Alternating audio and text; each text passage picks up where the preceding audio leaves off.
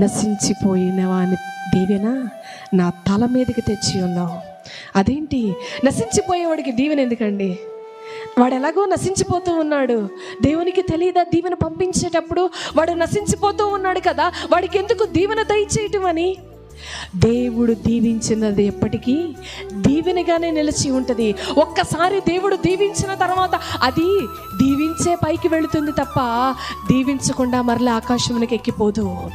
ఎప్పుడైతే దేవుడు దీవించాడో వీడి జీవితం సంతోషంగా ఉంది, దేవుని ప్రాధేయపడ్డాడు. తీరా ఆ దీవెన వీడి నెత్తి మీదకి వచ్చేటప్పటికి వీడు నాశనానికి గురైపోయాడు.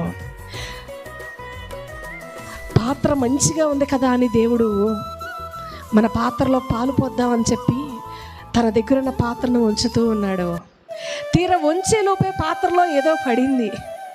ఆ పాలు పనికొస్తాయంటారా? పనికిరావు. పాత్ర శుభ్రంగా కడిగేశాము, కానీ పాలు పోసేటప్పుడే దాంట్లో ఏ బల్లో ఏ సాలిడో ఏదో పడింది. ఆ పాలు విరిగిపోయి విషంగా మారిపోతాయి. నశించిపోయిన వాని తల మీదకి వచ్చిన దీవెన కూడా వాడు నశించిపోతూ ఉన్నాడు. దేవుడు దీవెన పంపించేటప్పుడు వాడి హృదయం బాగానే ఉంది, కానీ అకస్మాత్తుగా వాడు పడిపోయాడు. ఆ దీవెన ఎవరో ఒకరి మీదకి వెళ్ళాలి కనుక అయ్యోబు అంటూ ఉన్నాడు, నశించిపోయిన వాని తల మీదకి వచ్చిన దీవెన నా తల మీదకి తీసుకొచ్చావయ్యా.